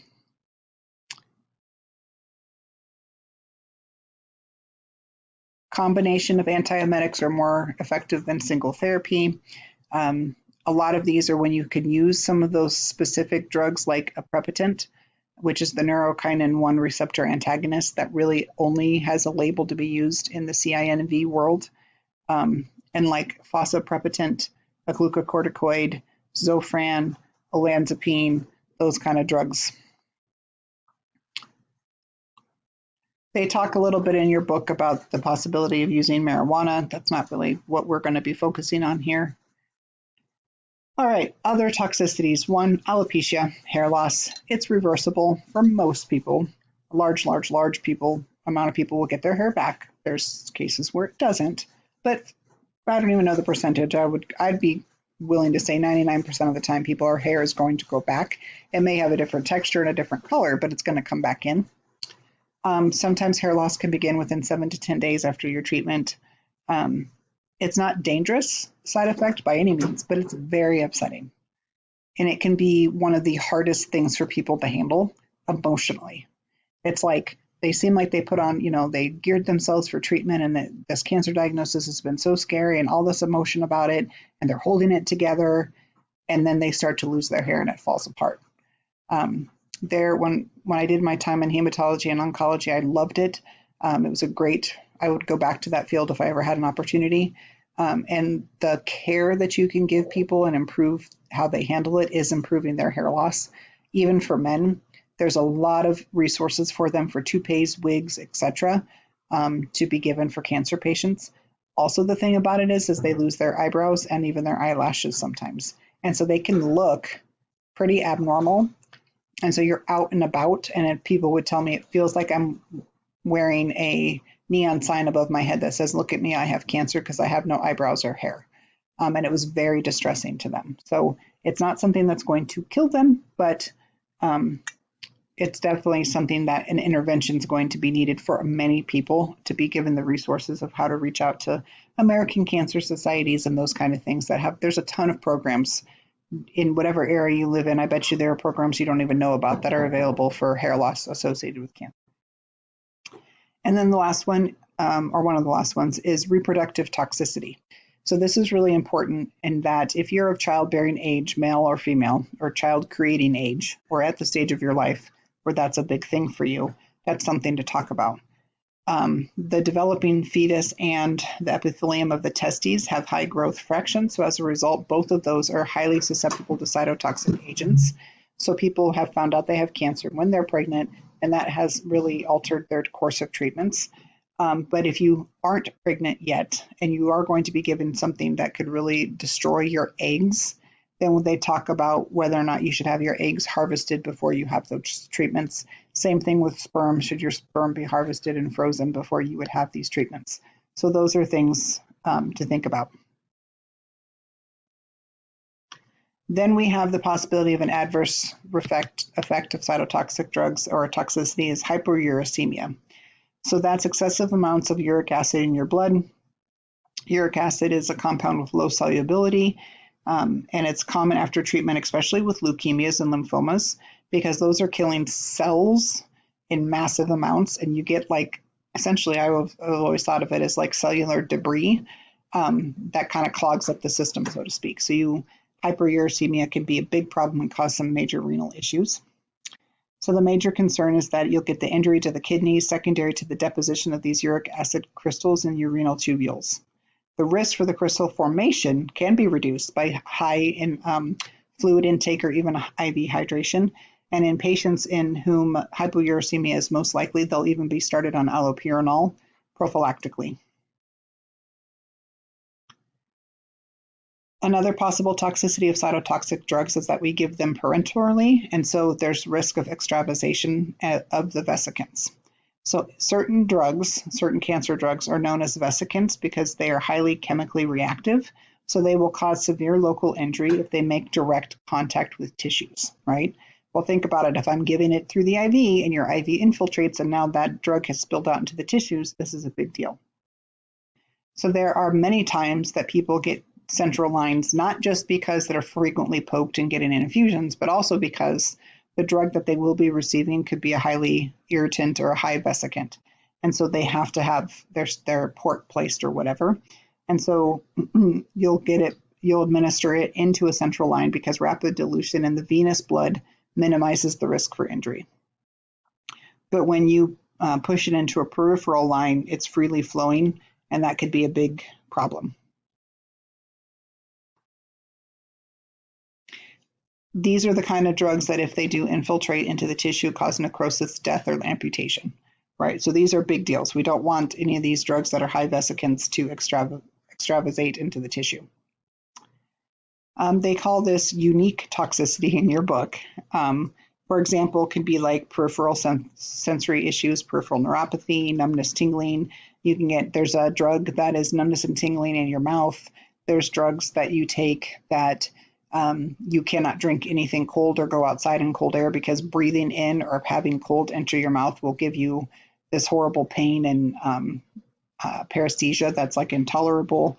So there's some other kind of unique toxicity to certain drugs. Then there's ones that can cause heart failure. There's ones that can cause hemorrhagic cystitis. So each of the groups kind of have some of their own unique things as well. The other ironic one is that some of the drugs that we use and give to treat cancers have caused cancer of other types in some patients. This is worse with alkylating agents, but if you've heard about it, is like, I received such heavy treatment XYZ for my XYZ cancer that 5 or 10 years later I developed leukemia. It's a secondary leukemia because of the toxicity. The toxins and the drugs I had to put in my body to kill the cancer destroyed good things and now caused a secondary kind of cancer.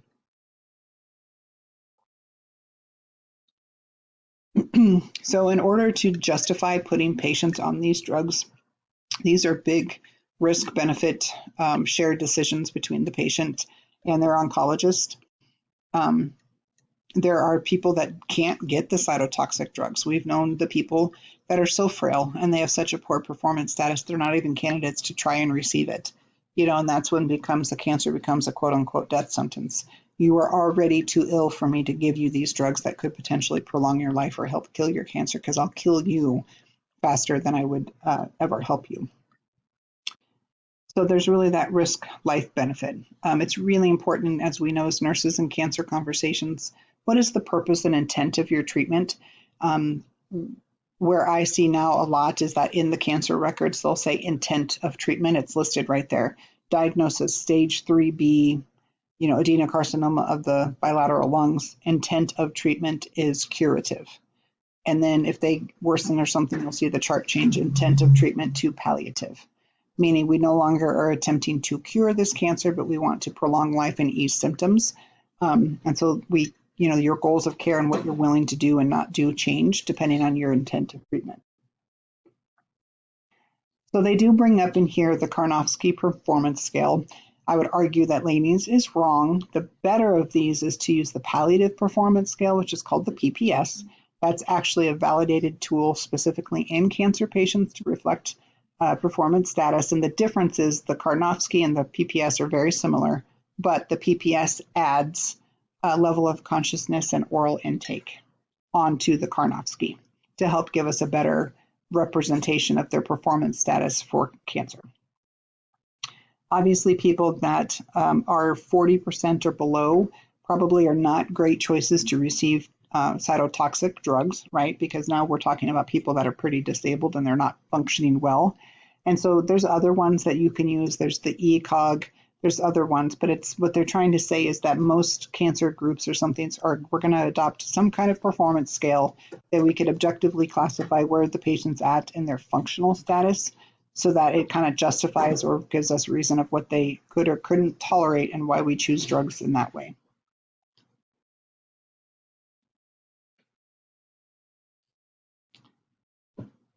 All right, so moving right along. This is kind of a longer chapter. Now we're into the cytotoxic agents and kind of going down some of these and talking about the specific mechanisms of action. So the alkylating agents are the nitrogen mustards, nitrosoureas. So we're thinking back in table 85.2 as they kind of went down through those. The alkylating agents are highly reactive compounds that transfer an alkylyl group to various cell constituents. Really what I want you to know about the alkylating agents, they give us some of these like nitrogen mustard and all of this craziness of cross-links and all of those things. And that's a lot of information and there's so much to know. What I want you to know is when it talks about, because alkylation reactions can take place at any time during the cell cycle, these are considered cell cycle phase nonspecific, and they're more toxic to the dividing cells, though, than the cells in G. So that's what I want you to remember of that. The toxicities for the alkylating agents are very similar to everything else. There's not much that really stands out necessarily to them. But the big thing with the alkylating agents is that nausea and vomiting will occur. They're like highly emetogenic.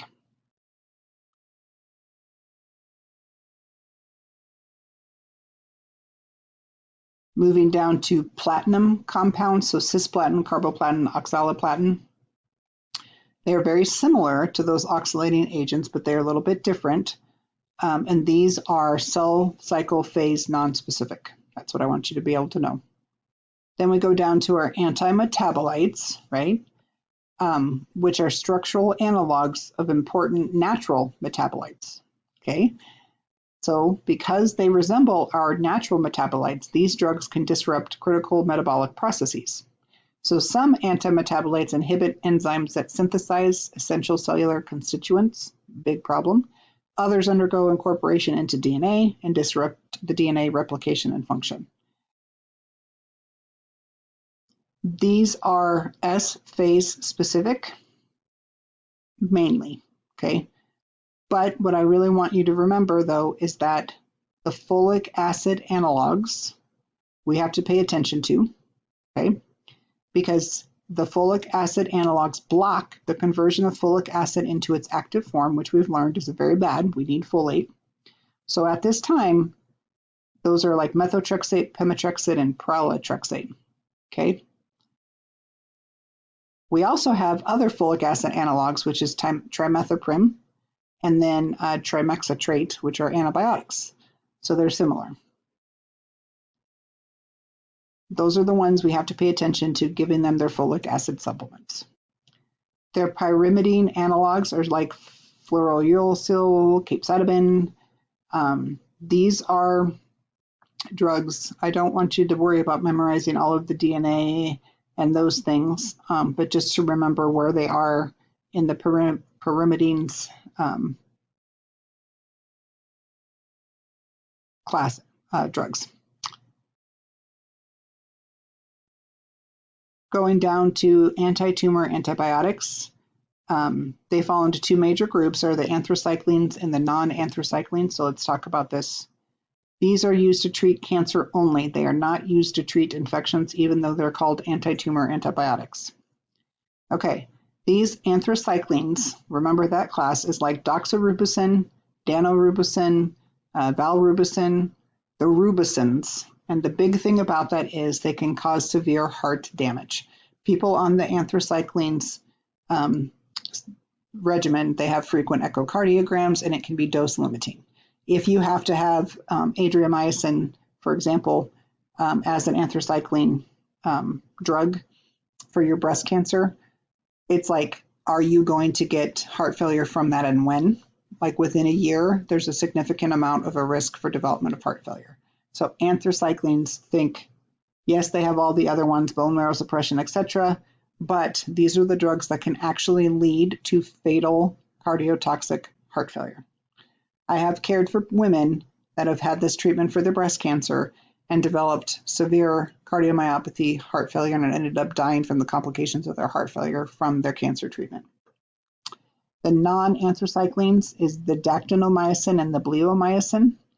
And even though they don't have cardiac necessarily, the one I want you to remember and that you're going to probably see potentially on a board exam someday is bleomycin, and that is severely lung toxic. The same thing, if someone has to be on bleo, we have to monitor their lung function and their x-rays and all of those things because they can have serious toxic lung injury from that.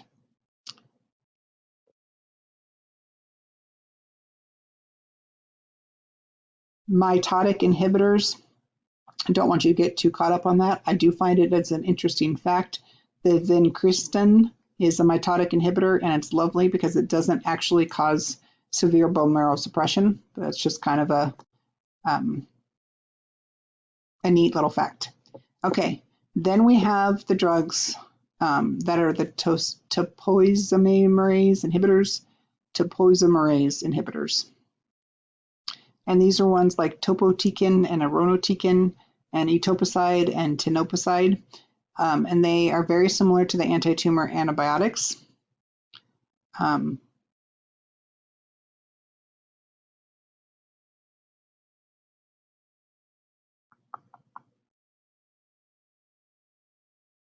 The next one I want you to be aware of is hydroxyurea, which is a very common drug in a lot of different treatments of myelodysplastic and other kind of conditions, bone marrow malfunction conditions. And so I want you to hear about it. The drug inhibits the the enzyme that converts some things in the DNA. But I just want you to know that hydroxyurea falls in here. I want you to hear it and know about it. You're going to see it in practice. It's a fairly commonly used drug. All right, then they go down and talk a little bit about the different cancers themselves. First one is breast cancer. Remember, we think surgery is important because this is a solid tumor. It might be hard to respond only to cytotoxic drugs. So we do often surgery and radiation are part of that. And then we use both cytotoxic and hormonal drugs.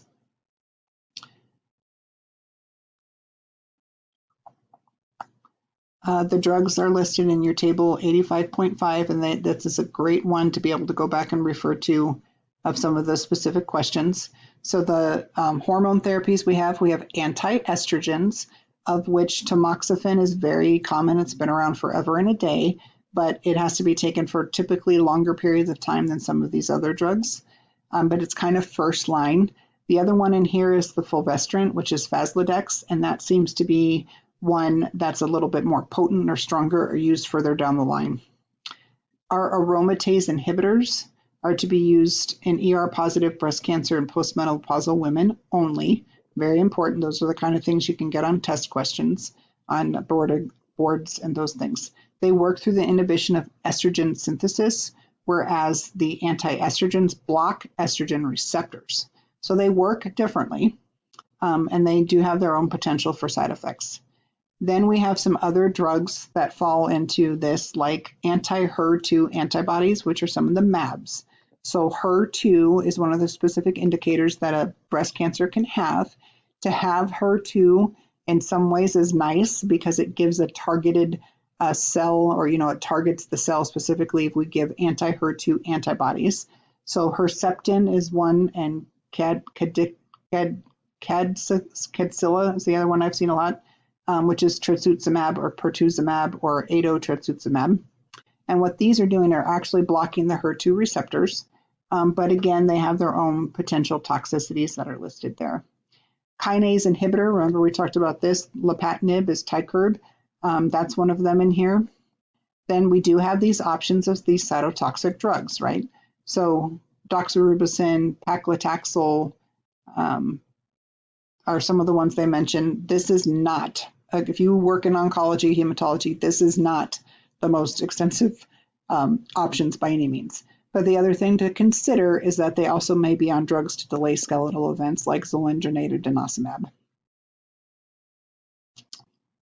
So just want you to have those ideas of what those are. I also want to point out that tamoxifen is an adjuvant to suppress residual growth after surgery of cancer, and is also a treatment of metastatic disease, but it also can be used as prevention of breast cancer in healthy women at high risk. But tamoxifen increases the incidence of endometrial cancer. You're at risk for pulmonary embolism and DVT. So women considering tamoxifen for chemo prevention must have a risk-benefit discussion with the provider about the risks of cancer and a thromboembolic event versus how high of a risk are you for breast cancer.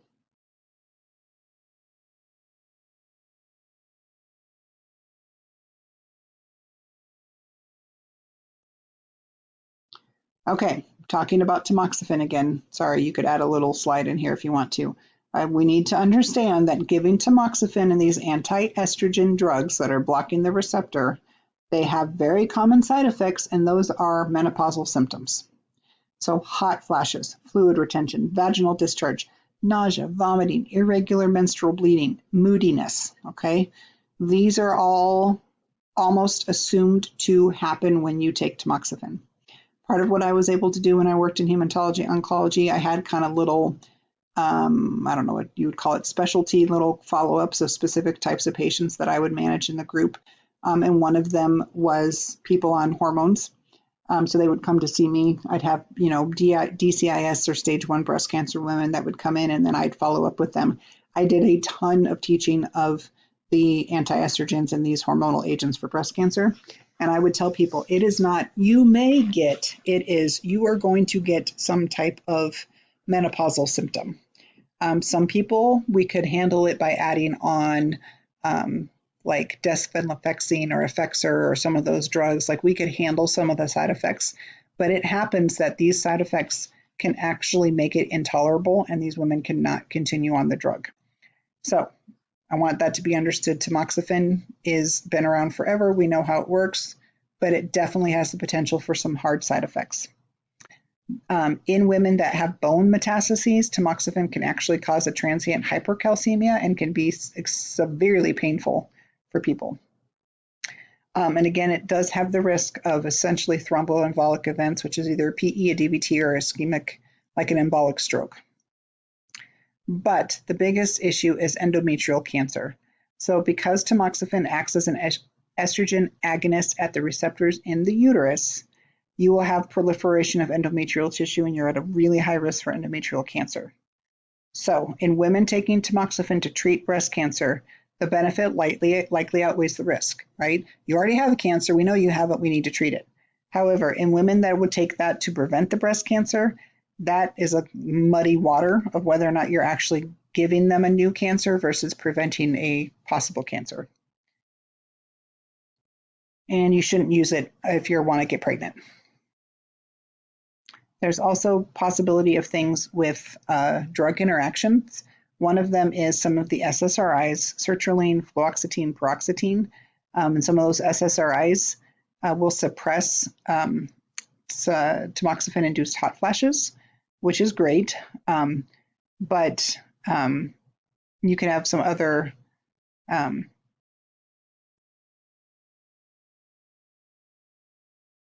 there could be some interactions there that they could help with the hot flashes, but they may suppress the effectiveness of the tamoxifen. So really it's escitalopram, but really it's the SNRIs that are much safer to use for tamoxifen. We're going to skip over Pheriston. We're not going to talk about that. Fulvestrant is Faslodex, and this is one that's used for metastatic ER-positive breast cancer in postmenopausal women. So fulvestrant is a pure estrogen receptor antagonist, which is the first one available. So that's why it has to be postmenopausal women. It is pretty well tolerated. In my mind, people tolerated this better than tamoxifen, anecdotally from my practice and experience. And it doesn't have the risk for endometrial cancer. It doesn't have very many drug interactions either. Okay, then we have the aromatase inhibitors, and these are used to treat ER-positive breast cancer in postmenopausal women because these drugs block the production of estrogen from androgenic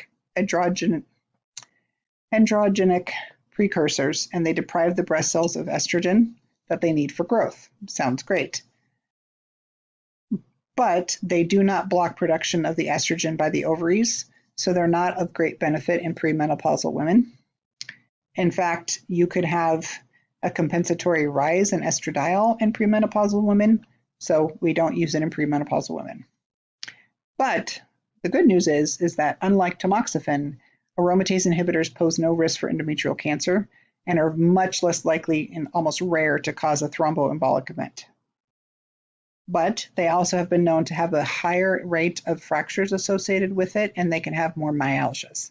The myalgias are also something that's no joke, the body aches that can be with the aromatase inhibitors. First one they talk about is Arimidex, which is anastrozole, which is lovely drug. Again, they go into detail here in your book about the musculoskeletal pain. And so about 5% of users will stop the treatment completely because they can't tolerate it.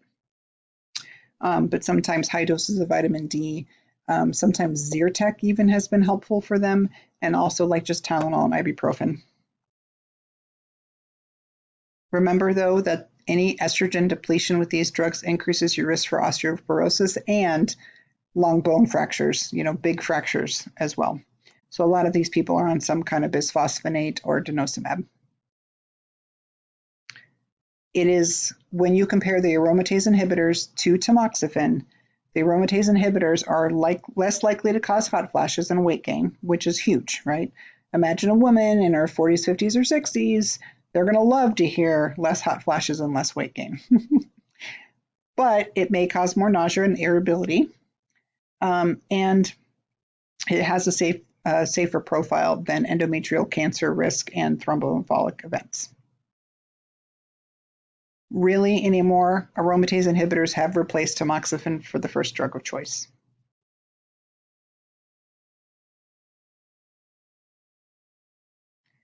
Letrozole was a big deal when it came on the market because people have been able to take that after they already took 5 years of tamoxifen, which is great.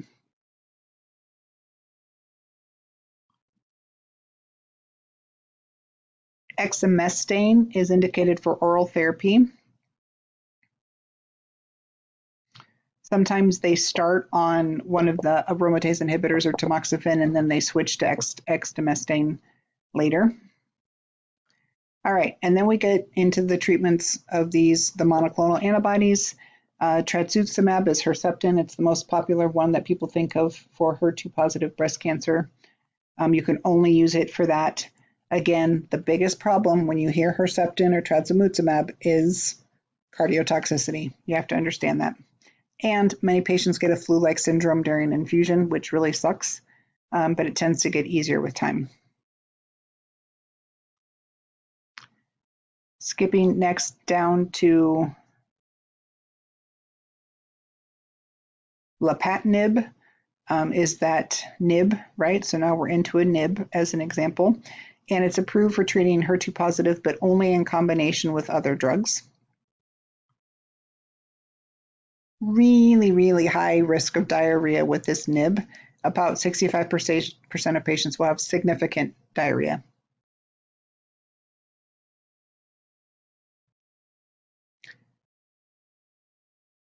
Okay, then we have some of the bisphosphonates are listed, denosumab's listed in the breast cancer, but I'm not going to go into great detail about that. Try to focus this down a little bit for you guys. All right, next they talk about prostate cancer. And I feel like prostate cancer, if at any point you guys need to take a break, please do so. I know I can see we're on almost to 2 hours on this lecture. So please take a break if you need to.